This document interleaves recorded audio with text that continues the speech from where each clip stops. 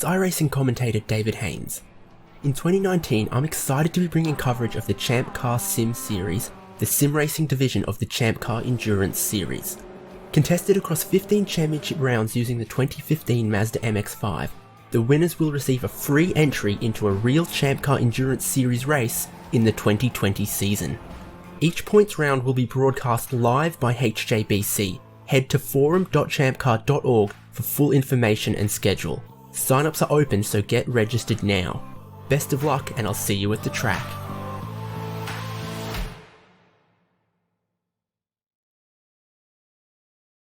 Shut up and sit down.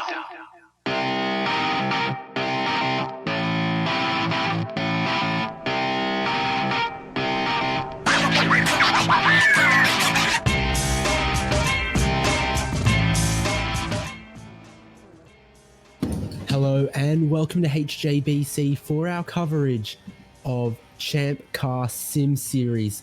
This round coming to you from Indianapolis Motor Speedway.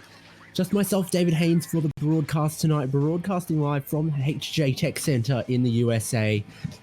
We've got a 1 hour race with a pit stop coming up for us in these delightful little NC Mazda Miata MX-5 race cars. Qualifying underway right now, just wrapping up.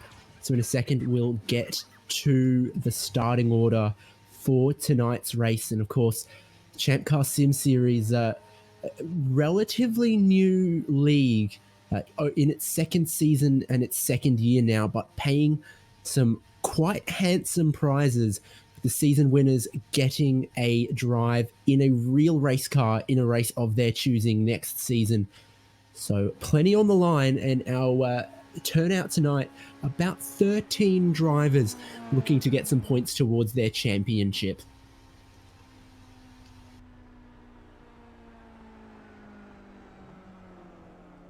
Tonight's broadcast will be a little bit more relaxed, seeing as it's just me, but we did want to bring you coverage of this race to endeavour throughout this season to bring coverage of every single points round. So on the top of the standings, as they complete their last laps, John D. Allen leading the field, and second, Simon Foweather, a bit of a new name. I haven't seen him in earlier points races of this season, but good strong showing currently in second place. Third, Justin Hall, and fourth, Will Robbins, as they're running out there right now. A pit stop is always required in the 1 hour races of this league, and that opens up the door to a little bit of strategy, and it's a fixed setup, and the cars can't start the race with a full tank of fuel because of that fixed setup. So it does mean the pit window opens up very, very early in the race if drivers do decide that's what they want to do.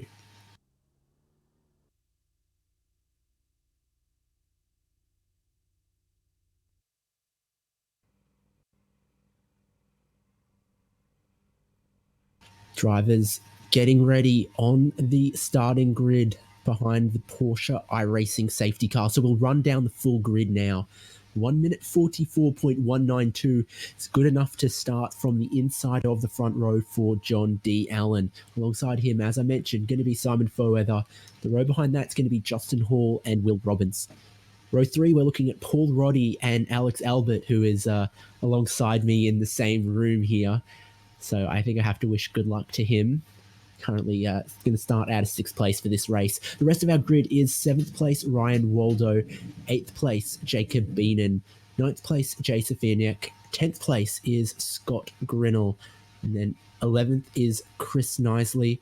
12th is David Evans. And back of the grid, but with a qualifying time under his belt, did set a lap, Jared Douglas. So for all the cars that we've seen in the paddock, all of them have completed at least one valid lap. And shortly that pace car will be pulling away, and they'll do that one lap behind the Porsche safety car, and then John D. Allen will control the field.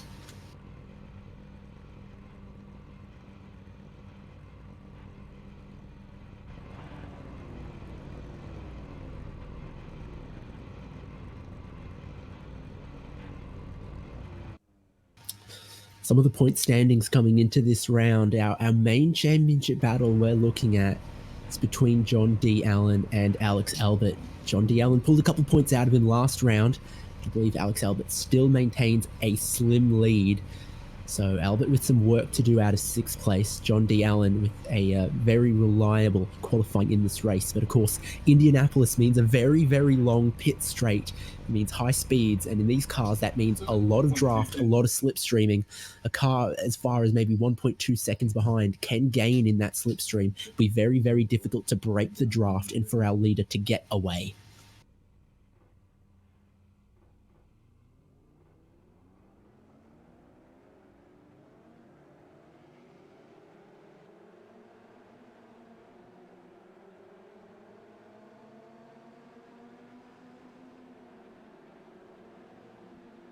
So away they all roll now, and we can take this opportunity to have a bit of a look at the layout that we're using here in in ChampCar Sim Series. I nearly said the other series that we broadcast here from HJVC.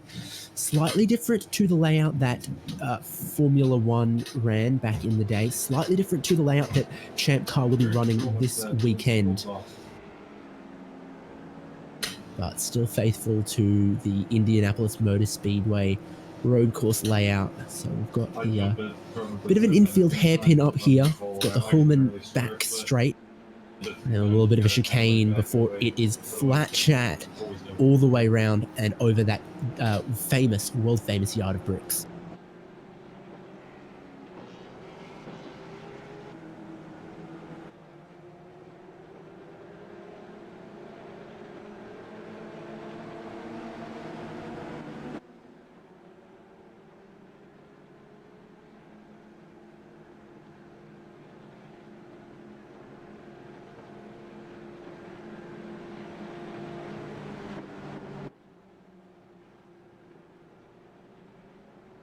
This series of chicanes that the cars make their way through now used to be some hairpins, used to be a lot tighter, slower section, bit more flowing now, but the exit off this complex matters very, very greatly because the accelerator, the throttle pedal, will be pinned to the firewall from about here all the way to the braking zone for turn 1.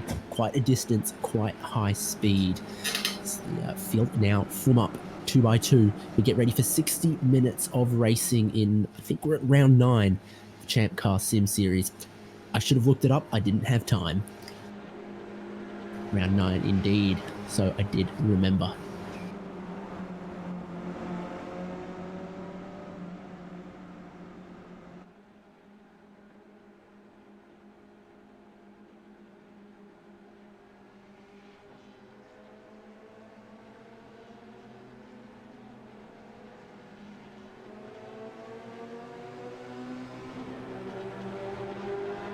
John D. Allen puts the power down and we go racing and in towards turn 1. They're still very, very much side by side, but a little bit of 3-wide action in the background, hoping to sort themselves out before they dive into turn 1. And a little bit hairy, but they all carry on.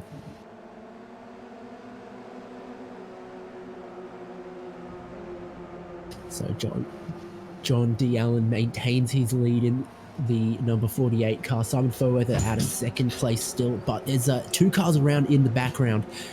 I've missed who they are, but little spin in the early goings of this race.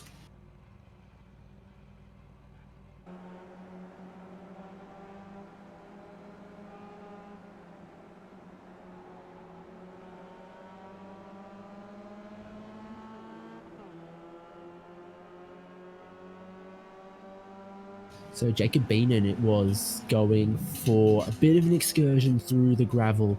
Not the perfect start to his race, but not a whole lot of damage I see on the car, so he will carry on at pretty well the back of the field. Chris Knisley and Jared Douglas, despite setting qualifying times, haven't taken the start of this race. So it is 11 drivers that we have, and that means Jacob Beenan looks like he is running in 11th place right now. Right up the front of the field, though, for the first time at full racing speeds, heading towards the yard of bricks, John D. Allen takes quite a high line through that banked final corner at turn 1 in the standard oval layout. Simon in second place, but it's side by side for third. Alex Albert looking towards the inside of turn one of the road course layout. And position taken, he'll find himself in third, but pressure is on John D. Allen at the front. Weaving this way, weaving that way is Simon Foweather, and Alex Albert throws it down the inside.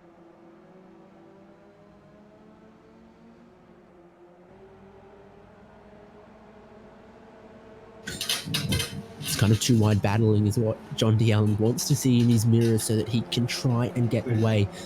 His lap, he's not so far clear just yet. Slipstream will still very, very well be in effect.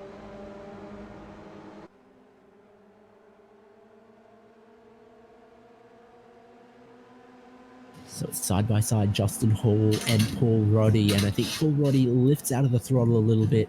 Justin Hall takes the inside line, takes the position away.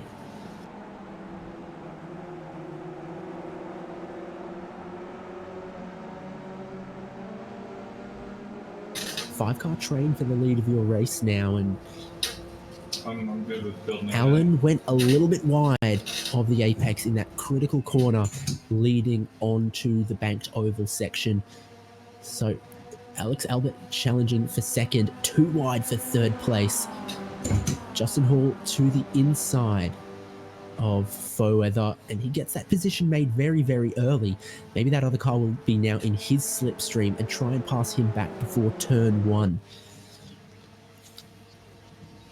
Like a lot of oval come road courses, the slipstream very, very critical here, like it is at Daytona road course, like it is at some others. Nearly a little bit of contact for third place there. Justin Hall gets shoved out wide, and he ends up shuffled back into fourth place for the moment.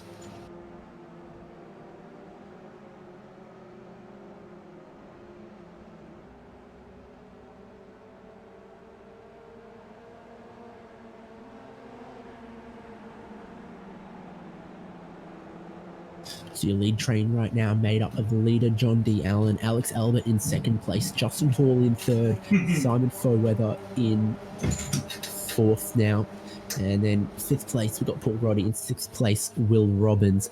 So those six drivers forming a little bit of a breakaway, but other cars still running in the background as well might be able to catch them later on.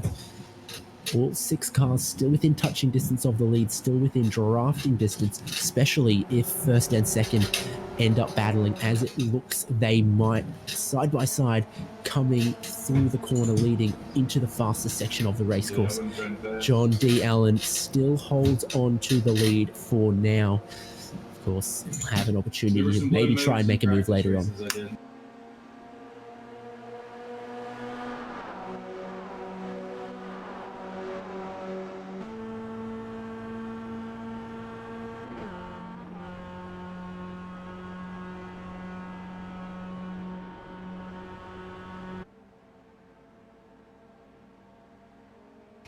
So for the lead now, Alex Albert rolls out of the throttle a little bit, doesn't make any move, but that lets Simon Foweather grab the double draft, close right in. And the chicane section that makes up the first 2-3 corners, well, they're battling side by side in the background. Looks like Paul Roddy and Will Robinson. So front pack breaking up just a little bit now. 3 cars in the battle for the lead. Justin Hall can see them up the road, but Paul Roddy and Will Robbins both losing quite a bit of time battling each other through turn one. And big slide for John D. Allen for the lead. He relinquishes that spot. Alex Albert through into the lead from 6th on the grid, but it's not going to be so much of a crazy idea that John D. Allen could grab it back once again. Now he has the slipstream for the first time in this race.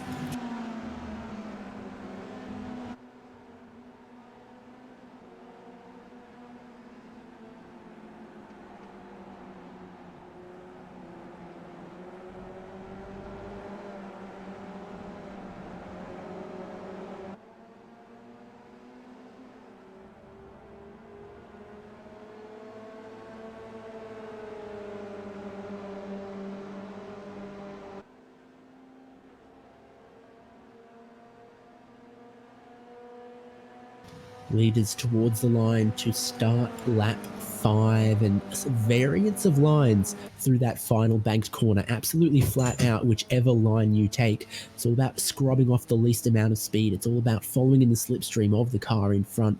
John D. Allen with a slightly different idea than Alex Albert and Simon Foweather. And it looks like it's paid dividends in his straight line speed. Not enough to challenge into turn 1 if he in fact wanted to do that.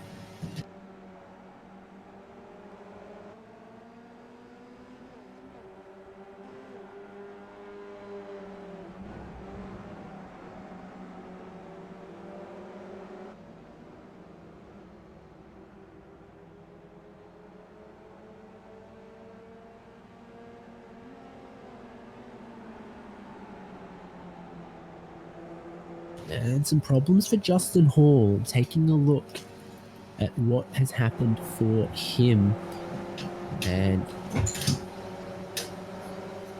may have happened 1 and 2. Did he get a slowdown? Has he damaged a motor? I'm not sure. Looks like he may have had to serve a slowdown penalty. He's lost a significant amount of time. He's now leading the train of, looks like Safianek, Evans, and Scott Grinnell in there as well.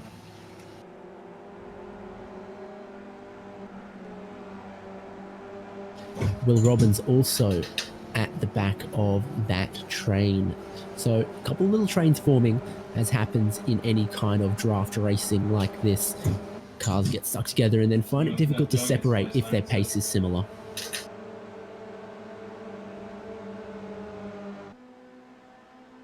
Up the front though, still a 3-car battle. Alex Albert is going to be scored another lap in the lead. John D. Allen has the number 2 car of Simon Foweather. I was going to say right on his rear bumper, but Foweather pulls to the inside.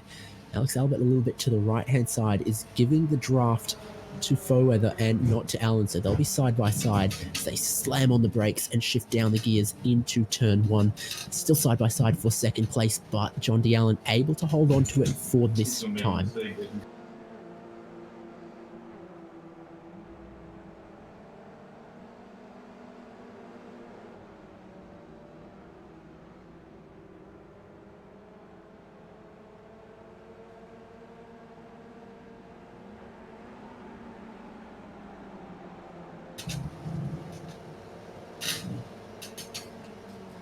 So 14 or so minutes of racing under our belts now, and we do anticipate that this is a slightly higher fuel consumption track than some of the other road courses that we visit. So realistically, we're thinking around 35 minutes or so into the race, towards 40 minutes, about the deepest that these cars can go on the tank of fuel. Some may elect to pit earlier. Our eyes now on that second pack that has formed, led by Paul Roddy for 4th place. Justin Hall right behind him. David Evans behind that. And then a little bit more gap behind. It looks like Scott Grinnell and Will Robbins have swapped positions, but drama for Simon Foweather. Smoke pouring out the back of that car. I think he's mistakenly pulled a gear one too short, put too many revs through that car, and popped the engine in that Mazda Miata NC.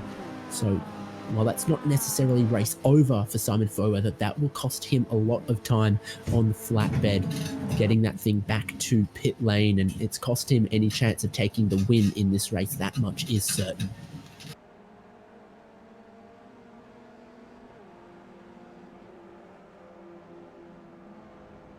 This now elevates the battle between Paul Roddy and Justin Hall to being a battle for the final step on the podium. And Hall's definitely closed in on Paul Roddy a little bit.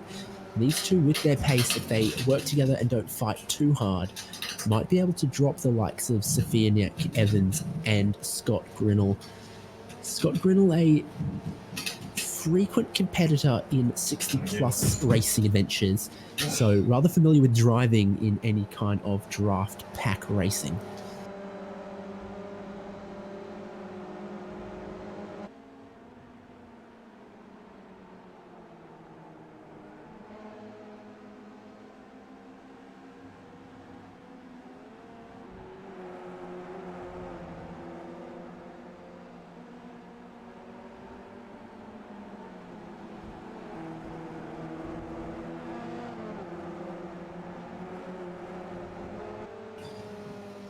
So the order as they crossed the line last I don't time think he can pedal.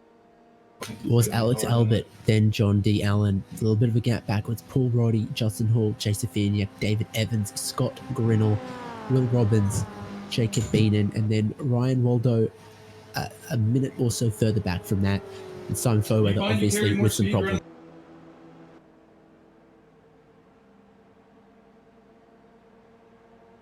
And I'm not seeing the car of Simon Foweather in the pit lane anymore. I think he has called that one a day once his chances of winning this race have disappeared, not deciding to bring that car back out of pit lane once again. A battle for third place, side by side once again, and the switchback that is turns 1 and 2 does mean that around the outside, which becomes the inside, can work. Down the inside becomes the outside, can work as well. I think Hall has got it for now. It certainly wasn't the most rapid maneuver either, because the car of Safiniak now right with them, certified 3-car battle for third place now as well.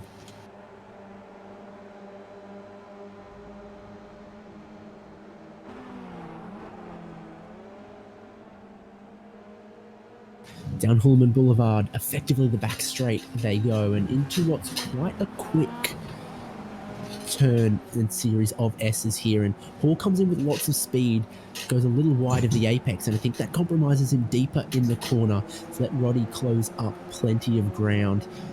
Not foolish enough to challenge for the move there, though, as he would probably be passed right back down the pit straight as they approach it now.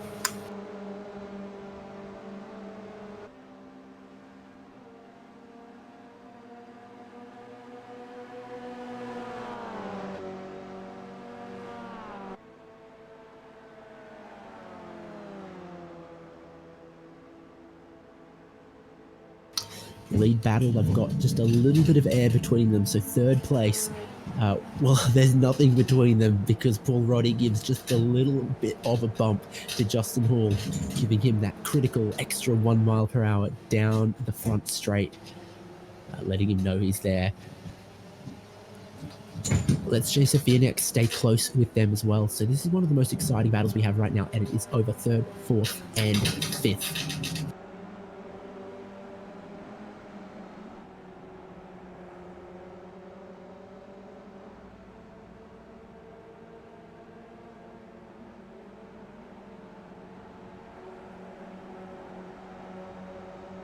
Variation of lines through the final corner, but also through this hairpin in the infield as Justin Hall takes a wider entry. The cars behind of Roddy and Safiniak take a bit of a narrower entry, and that appears to pay dividends for the speed off the corner for Justin Hall. It's a line that's difficult to take if you think the driver behind you might try and sneak one up the inside.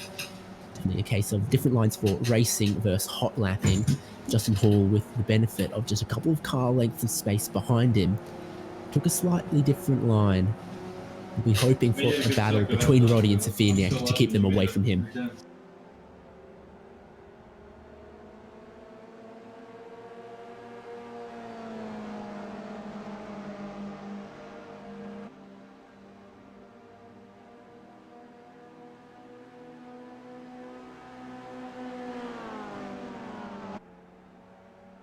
Across the stripe once again, the lead that was 8/10 last time for Alex Albert now 0.4 of a second. So a little bit of time gained by John D. Allen on that last time, and through turn 2, bit of a checkup from Albert, and they are bumper to bumper. So spicy once again for the lead of the race. A couple of great battles forming. This is certainly an interesting track, and great to have it on the ChampCar series calendar this year.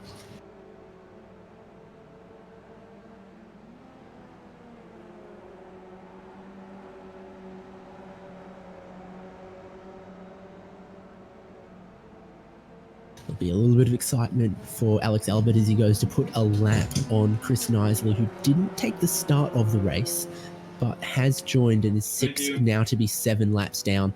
Very courteously rolls out of the throttle and lets the leaders and their battle through.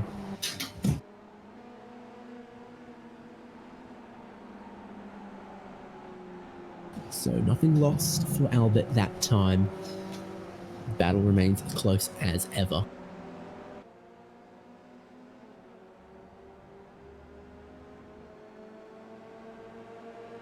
Deeper in the field though, great little battle. Jacob Beenan and Will Robbins. Beenan has run quite deep. Robbins goes through and grabs a spot there.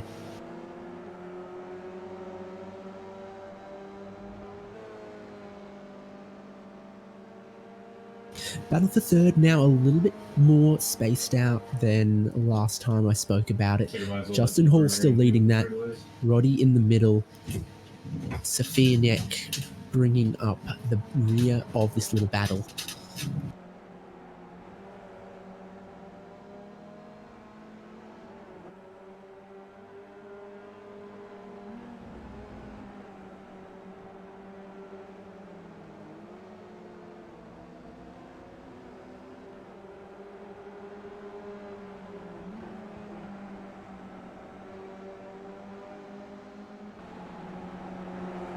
So Hall still with a little bit of margin, a couple car lengths that he's clear of Paul Roddy, but Safianek back with Paul Roddy once again, and they both take very different lines through the hairpin, and if anything, Paul Roddy may have gone in a little bit too hot. Safianek tries to sneak up the inside, which becomes the outside for the next corner, so Safianek tries to cross it back and might get the power down more effectively onto this back straight.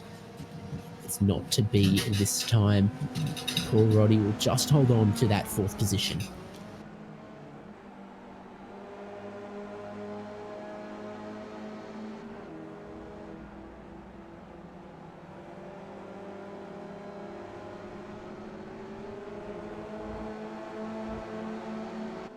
Checking in up front again, still Alex Albert leading, still John D. Allen following right behind him, maybe taking the opportunity to save the tiniest bit of fuel that might save him time on the pit lane. High consumption track like this, you would expect that tyres would be able to be changed in the time it takes to fill up the necessary fuel.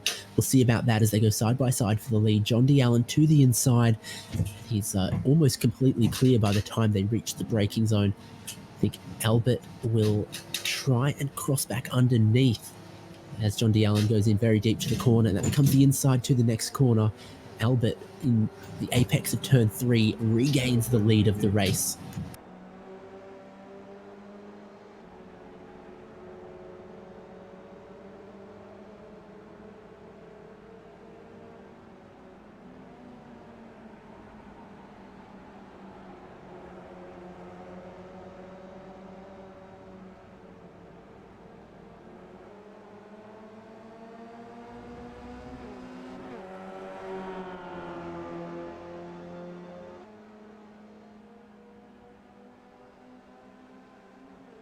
Down the back straight, Allen closes once again, but not close enough. Not seeing many overtaking moves attempted into that corner. Not as much of a strong braking zone as turn 1. A little bit of a more high-risk proposition. So not many drivers opting for that maneuver.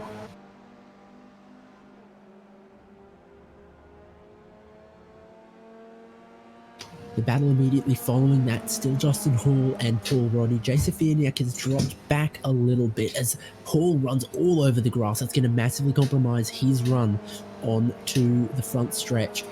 And I'm sure that Roddy can smell the blood in the water, closing at a greater speed, more momentum off the corner, and right into the slipstream. Justin Hall decides against it and jumps into the pit lane. So Justin Hall heading for pit entry. Does he get it slowed down to the 55 miles an hour in time? I think he definitely did.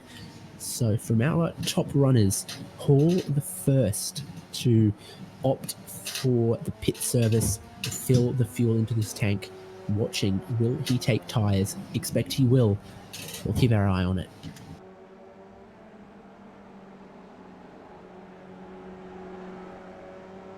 For the lead of the race, a swap between Albert and Allen. John D. Allen goes back into the lead of the race. Alex Albert still riding along with him. These two now 11 seconds clear of third place Paul Roddy. So the pace from the top two in 12 laps has pulled them 11 seconds clear.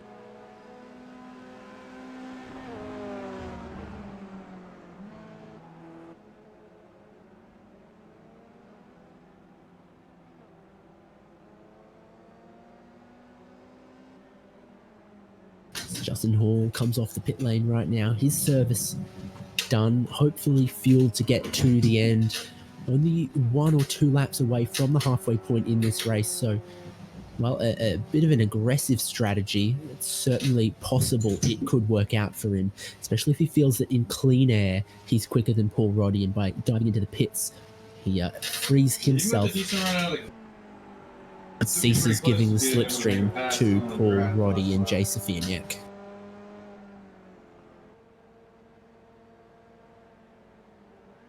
For the lead, good run from Alex Albert.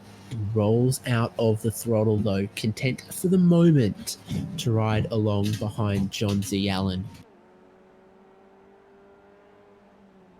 So the number 48 and the number 337 continue to do battle for the lead of the race.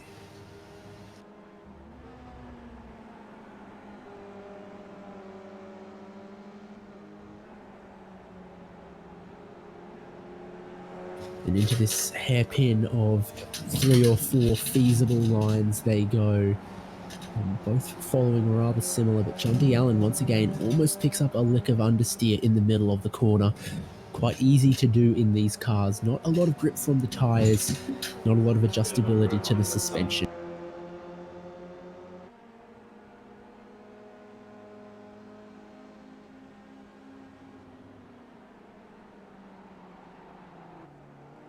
And the fixed setup in this series, without the firmer rear anti-roll bar that some drivers prefer, more of an OEM specification, does mean that a lot of the effort in driving the car goes into making it turn rather than managing a slide.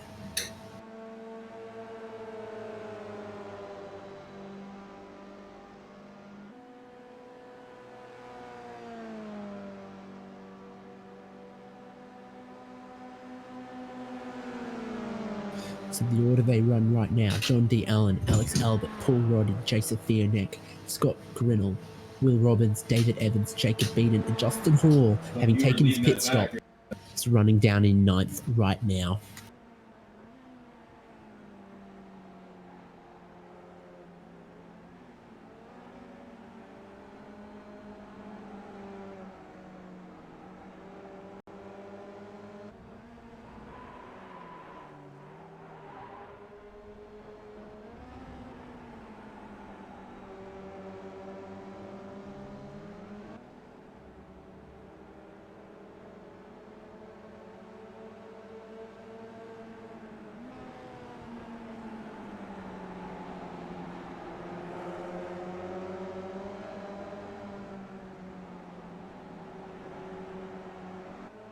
Up front, still Allen and Albert.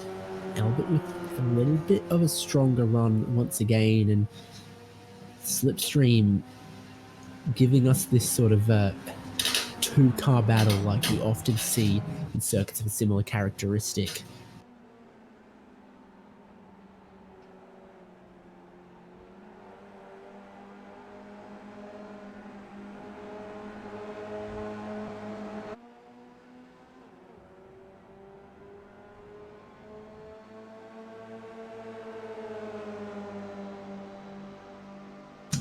So we might just ride on board with Alex Albert for a moment while I grab a refreshment.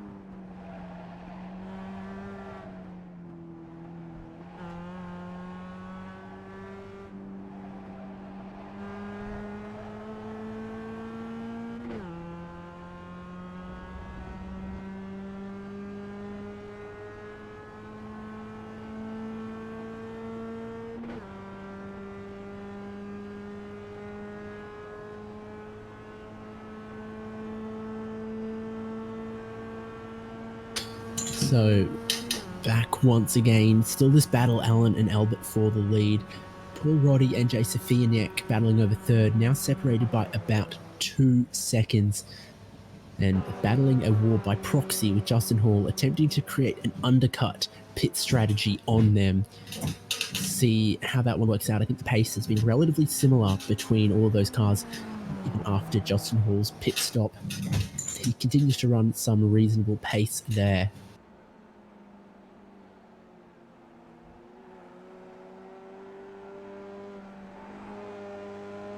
So battle 5th and 6th, Scott Grinnell, Will Robbins.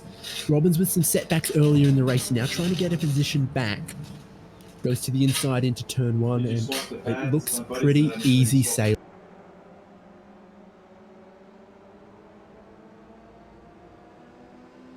So Robbins now up into 5th, Grinnell back into 6th.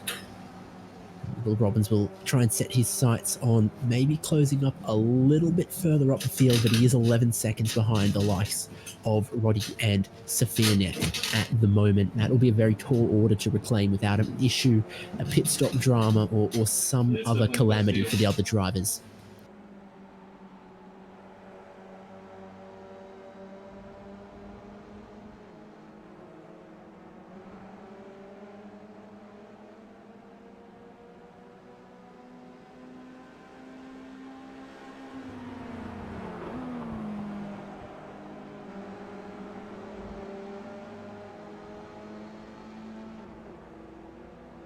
So the last lap for Justin Hall, a 1 minute 44.8. The last one for Paul Roddy, a 1:45.6. So the fresh tyres definitely working to the advantage of Justin Hall at the moment. He'll see what he can gather up from that. Side by side at the lead of the race momentarily, John D. Allen leading. Alex Albert not able to complete a pass that time. Remain line astern in second place. These two firmly attached to each other by quite a stiff piece of bungee, because these two have not been more than a second apart all race so far. We are now 35 minutes elapsed in the race time, probably looking at pit stops for all of our runners in the next 2 laps.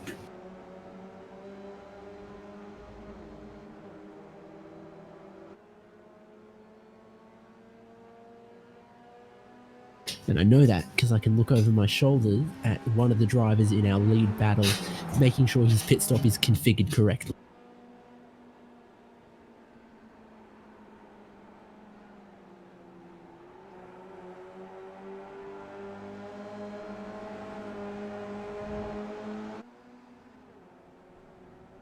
Oh, and Albert doing a little bit of rallycross across the grass. Now, compromises his run this time. Keep our eyes on him. Will he follow in Justin Hall's mindset and try to jump into the pit lane? He will not. He will remain behind John D. Allen, using the slipstream once again.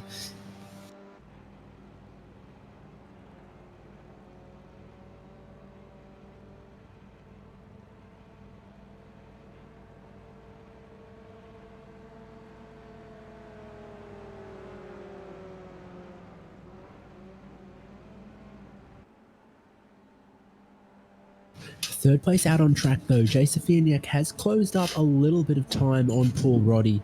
The gap was 2 seconds a little while ago, but right now as they cross the line and the times get updated, it was 1.3 seconds, and that's certainly within the range of Safianiak being able to pick up a little bit of a toe off Paul Roddy and make that a fight once again. Of course, this will also help Roddy in whether he is able to come out of the pits ahead or behind Justin Hall.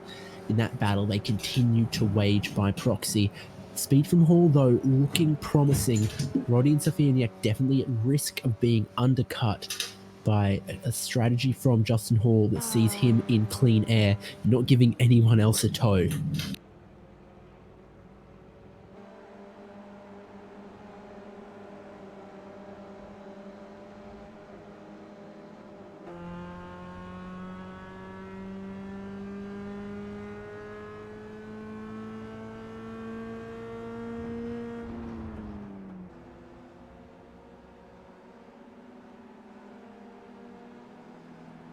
In the battle we saw earlier for 5th place, Will Robbins has stayed ahead of Scott Grinnell, but has not managed to shake him so far.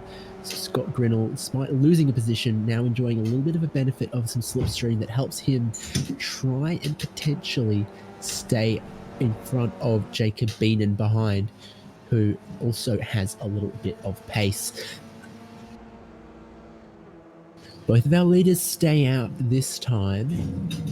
I can say with plenty of confidence to expect them in the pit lane next time around. So this is the in-lap for both of these drivers. The distance they're clear of the rest of the field, really only battling each other. But for the likes behind them of Roddy and Safieniek, the in-lap absolutely critical in their battle with Justin Hall.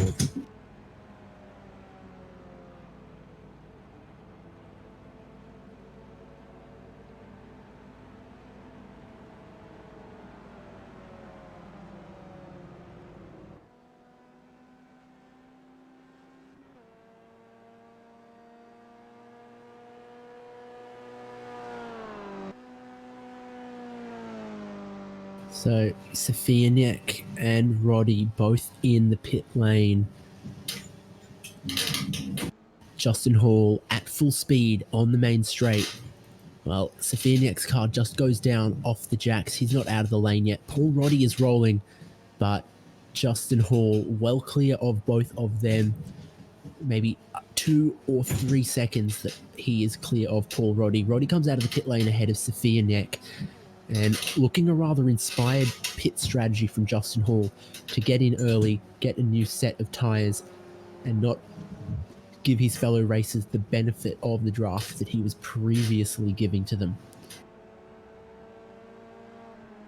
So into the lane comes Alan and Albert, hard on the stoppers and a little bit more willing to play with the pit lane speed limit is Alex Albert as we see him close a car length or so.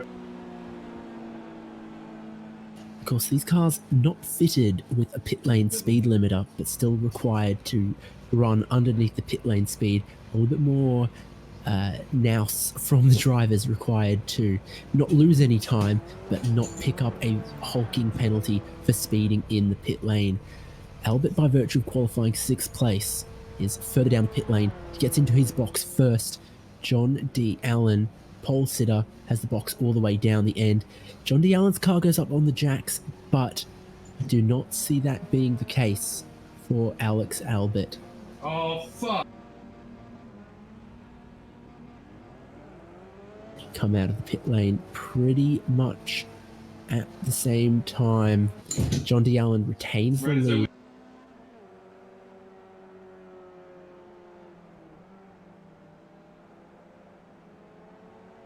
So Allen and Albert out of the lane. No tyres for Albert, fresh tyres for John D. Allen. And Allen has only increased his lead through that pit stop.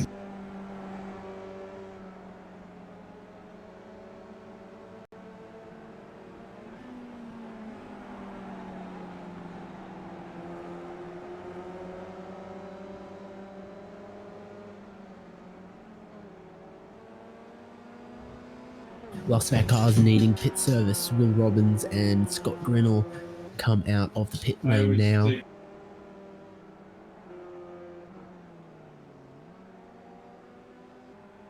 So all of our competitors now served to get to the end.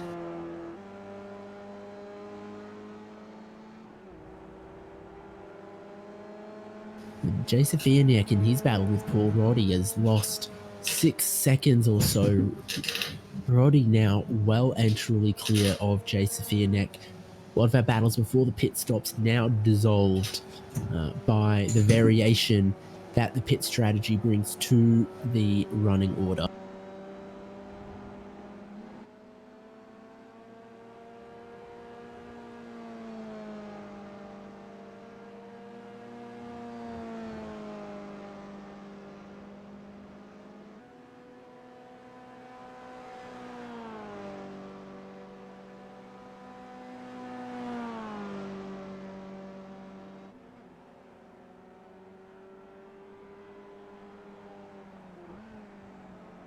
The lead of the race, though, as they crossed the line, the gap was 1.1 seconds, tantalizingly within that distance where the slipstream has an effect, but not as close as Alex Albert might desire to be.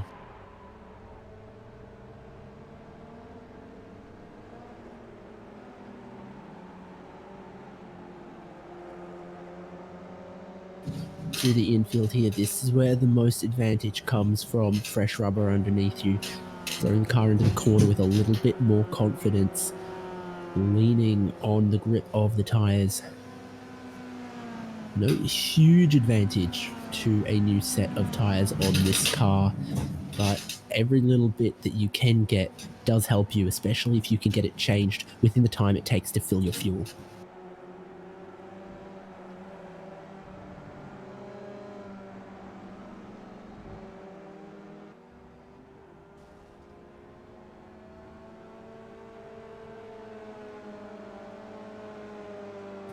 Sorry, I didn't.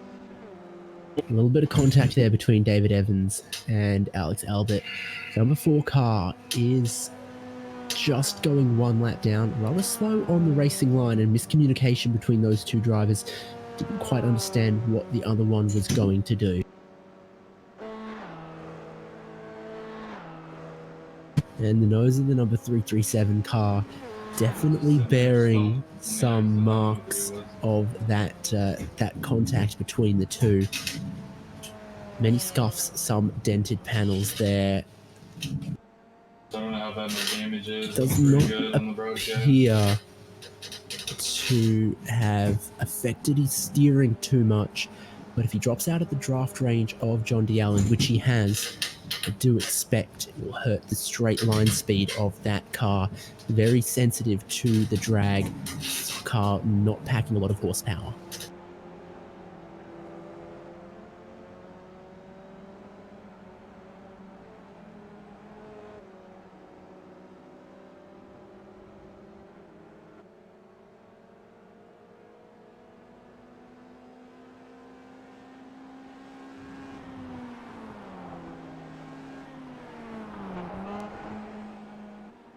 Myself watching on board from Alex Albert's view of what he saw of that contact, and right at the last moment, the other car pulling off the racing line, but just not quite in time for driver behind, who was absolutely committed to the racing line and this battle for the lead of the race.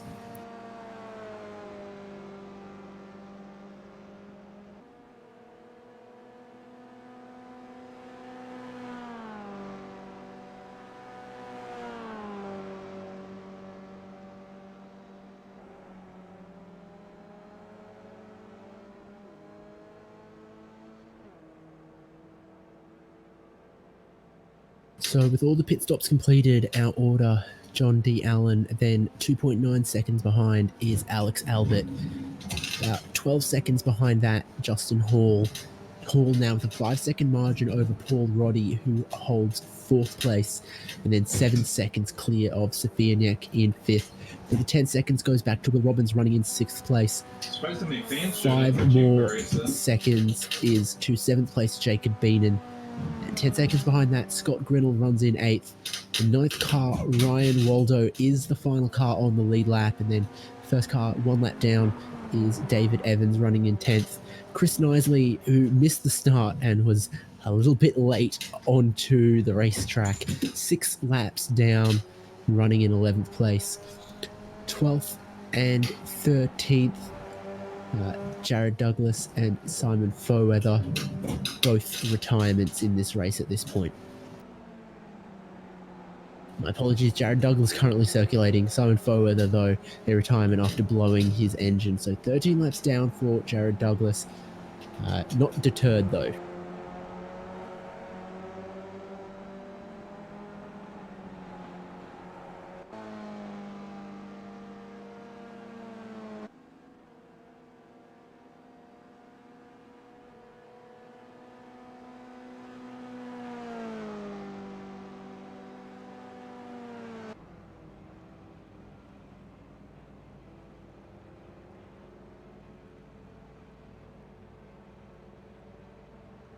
So we'll take the opportunity for one lap right on board with John D. Allen and see what he's doing to just maintain the lead of this race. Pulled out another couple tenths on second place on the lap he's just completed.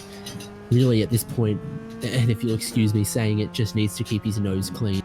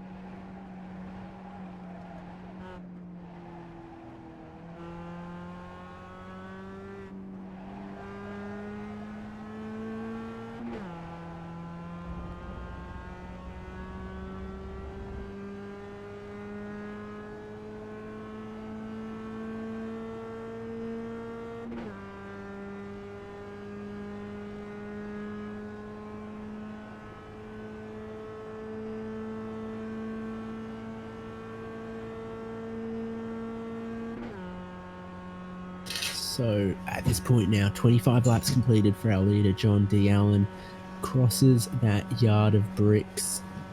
And what gap does he pull out? Another 5 tenths on second place. So at this point, John D. Allen is starting to run away with it. 10 more laps to go and looking at, 10 more minutes to go.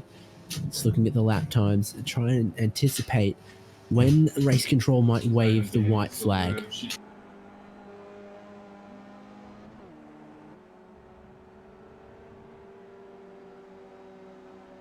Well, excuse me, jumping the gun a little bit here. A bit more racing left to go than whatever incorrect source I'm trying to read.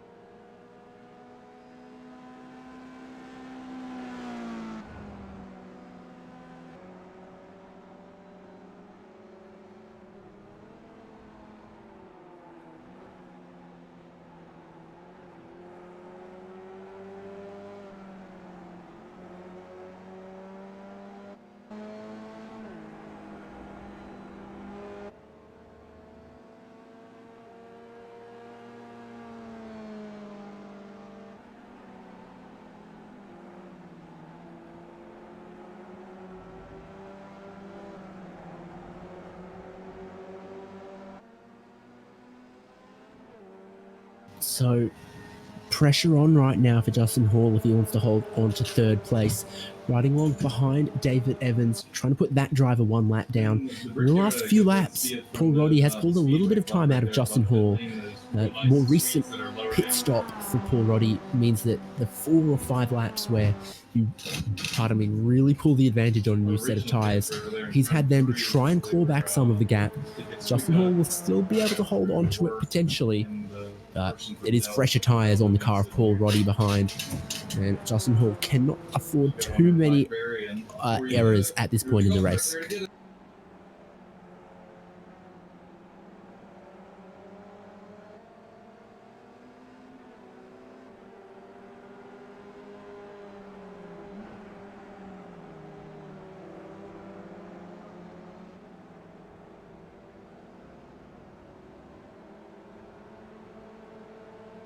So now the car of David Evans between Justin Hall and Paul Roddy, and Paul Roddy I'm sure would like to clear that and put nothing between them quite shortly if he could.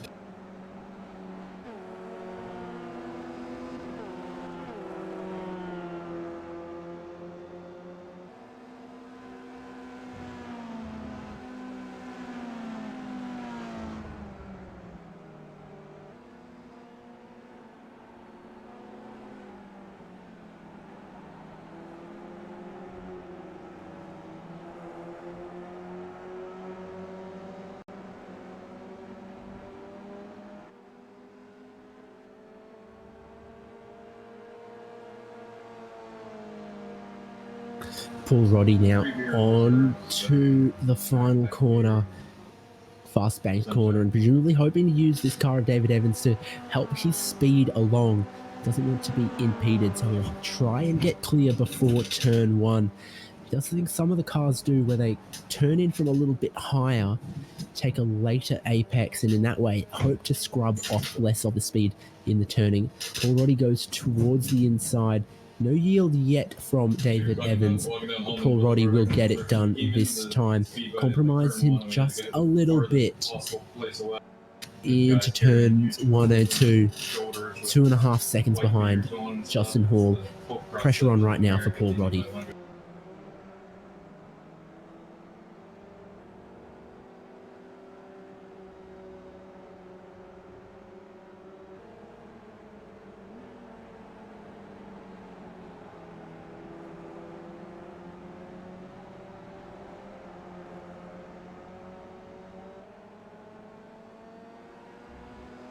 For the lead of the race, though, John D. Allen looking more and more comfortable, now 5 seconds clear of second place running Alex Albert. Despite the time that he's losing out, Albert's still looking like he'll manage to hold on to second place at this point. Justin Hall is still 15 seconds behind and not closing especially rapidly, so now Albert in a bit of a no man's land between first and third.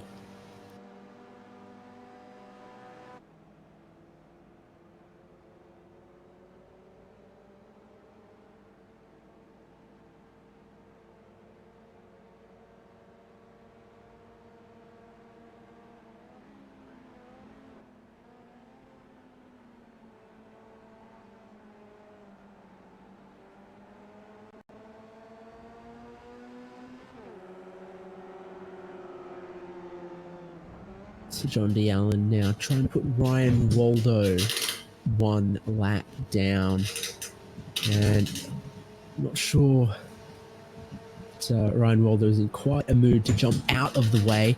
He does eventually, but again, a little bit slow, a bit too close to the racing line, and Allen does avoid contact in this case, but was rather confused by the actions of the car in front. Allen, though, had all of the gap in the world to not need to force the issue in this case.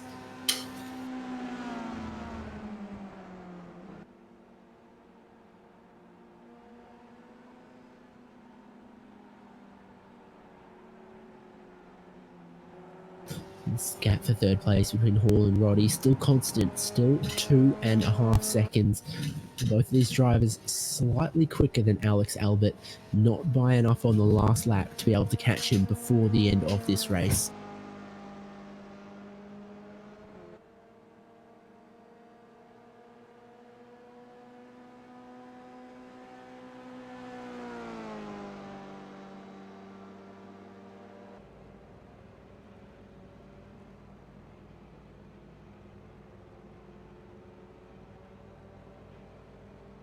So now 5 laps left in this race.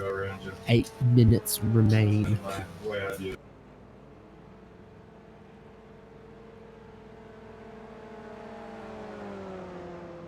And unfortunately, not much in the way of wheel-to-wheel action to talk about at this point. A lot of it coming in the earlier phases of this race and being decided through the pit stops in this 1-hour race.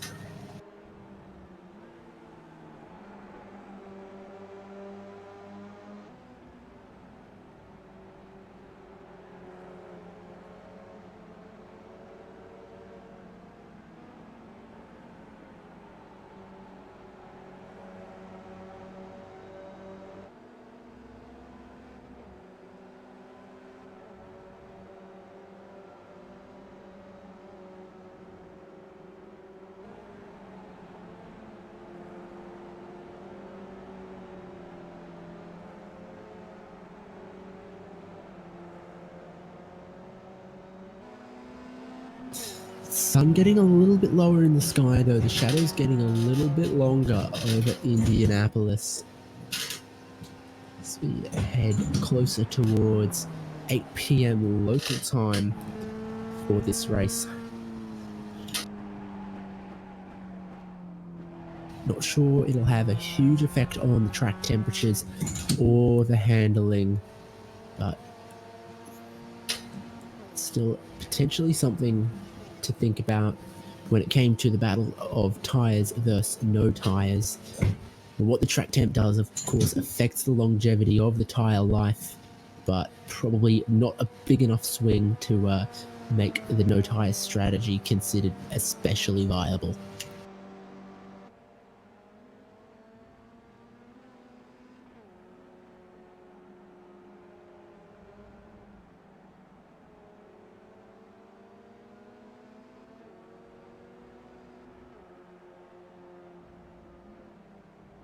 Two closest cars for position out on circuit. Still Justin Hall and Paul Roddy, and they trade lap times back and forth across the line last time. The gap between them remains 2.5 seconds. Paul Roddy at a tantalizing distance, not able to do enough to get within the slipstream of Justin Hall, but with enough pace to stay there and see him at the exit of every corner. So tantalizingly close, but not close enough for Paul Roddy.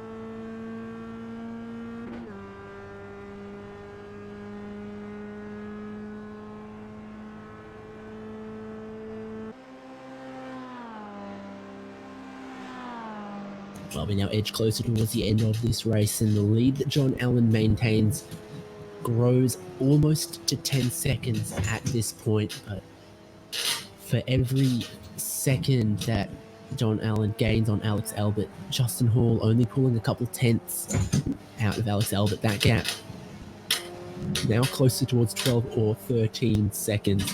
So Justin Hall is not going to get there in the very, very small amount of time we have left. Although there has been a little bit of movement in the situation between Hall and Roddy, where Roddy has managed to pull out just a couple of tenths again on Justin Hall this time. He would only need to do that one more lap and he would feel some of the fantastic slipstream effects from Justin Hall. So Roddy very, very close to igniting this battle for third place, still just out of the distance to get a tow down the long, long front stretch.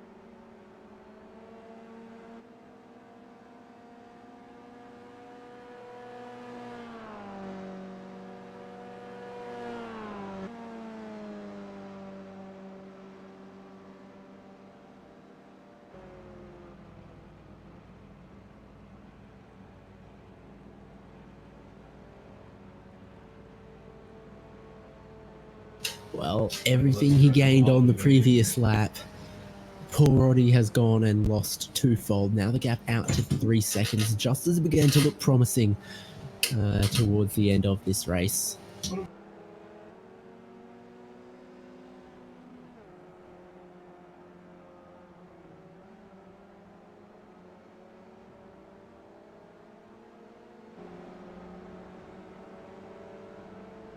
To anticipate that this time by the white flag will be waved for John D. Allen, and he'll begin his final tour of Indianapolis Motor Speedway road course.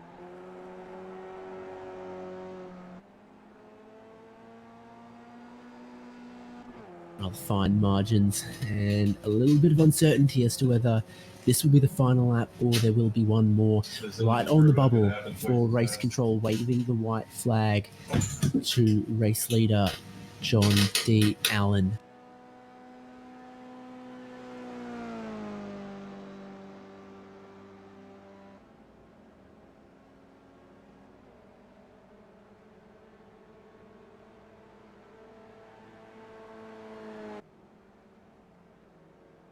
And that was the white flag for John D. Allen. So just one more lap for him. Alex Albert, Justin Hall, Paul Roddy, Jay Safirniak, Will Robbins, Scott Grinnell, and Jacob Bean are the last drivers on the lead lap at this moment.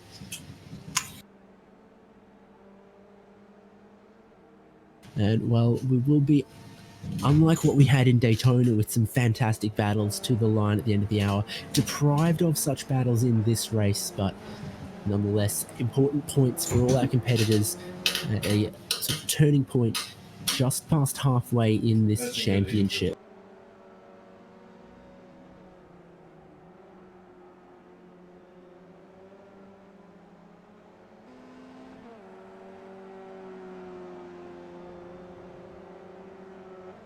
So into these S's comes John D. Allen.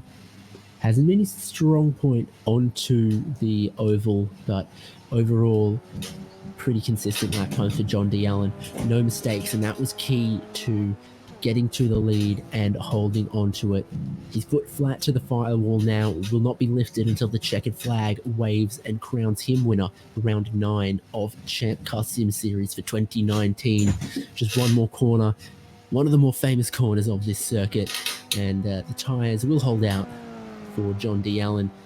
You can see the starter's flag as he exits the corner. 34 laps completed, and John D. Allen is your winner. Alex Albert, well, he is 12 or so seconds further down the road. He comes out of that final corner, and he'll come towards the checkered flag to stand on the podium. Justin Hall has held off some of the pressure from Paul Roddy so far, just needs to bring it home. And it's not been able to do that. So Paul Roddy jumps in front into third place. Justin Hall on the final lap, losing that position on the podium. Paul Roddy gains one on the final lap to be our third place man. And Justin Hall closes out in fourth. A couple more cars still to come across the line, but I've got to go and see how Justin Hall lost that final spot on the podium because I was looking elsewhere.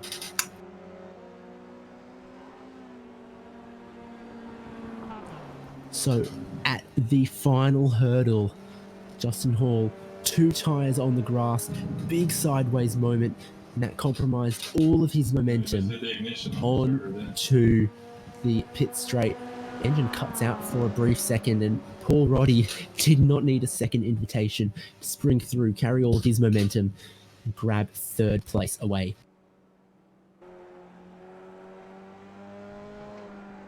And last car on the lead lap, Scott Grinnell gets the checkered flag. So we can now have a look at our finishing order.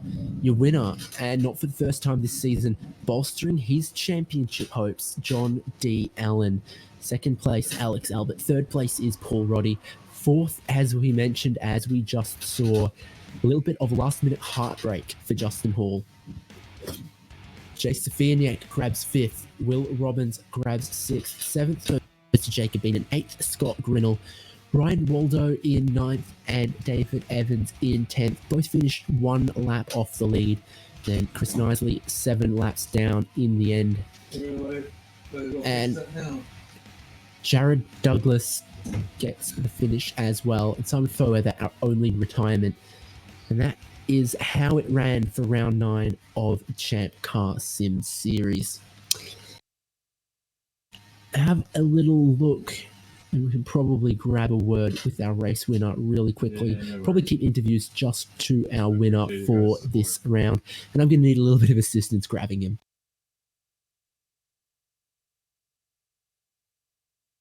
So race winner John D. Allen brings it back into pit lane, pulls it into the box, and it was very, very close, but it was all a matter of who could make the least mistake.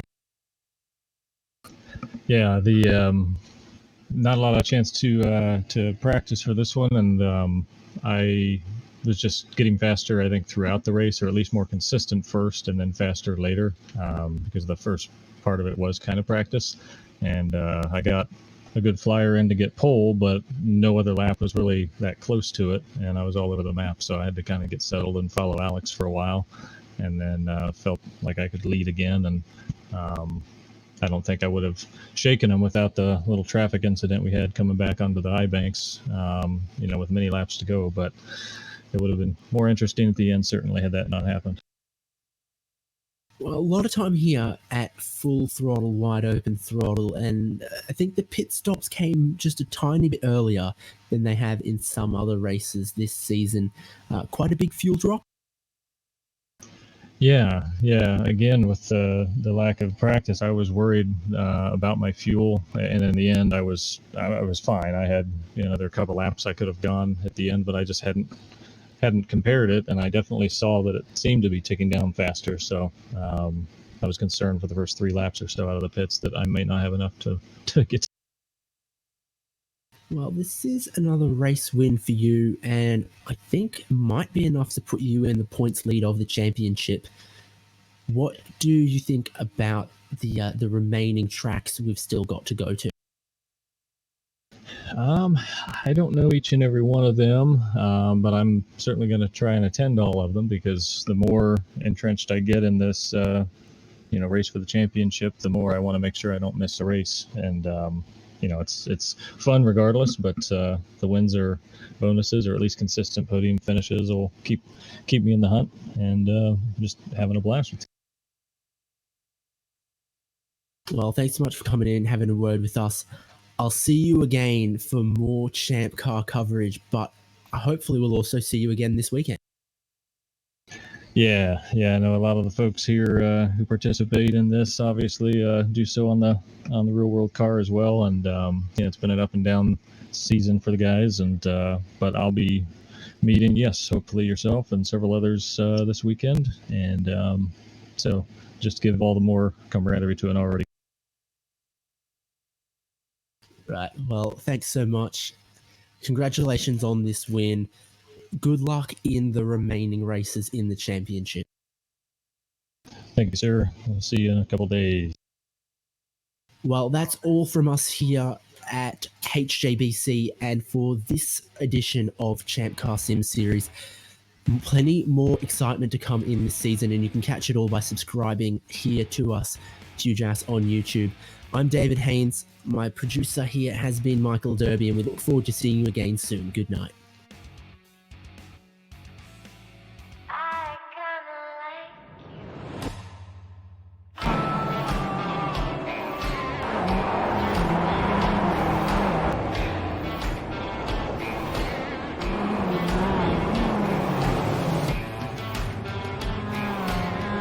Hi, it's iRacing commentator David Haynes. In 2019, I'm excited to be bringing coverage of the Champ Car Sim Series, the sim racing division of the Champ Car Endurance Series. Contested across 15 championship rounds using the 2015 Mazda MX-5, the winners will receive a free entry into a real Champ Car Endurance Series race in the 2020 season. Each points round will be broadcast live by HJBC. Head to forum.champcar.org for full information and schedule. Sign-ups are open, so get registered now. Best of luck, and I'll see you at the track.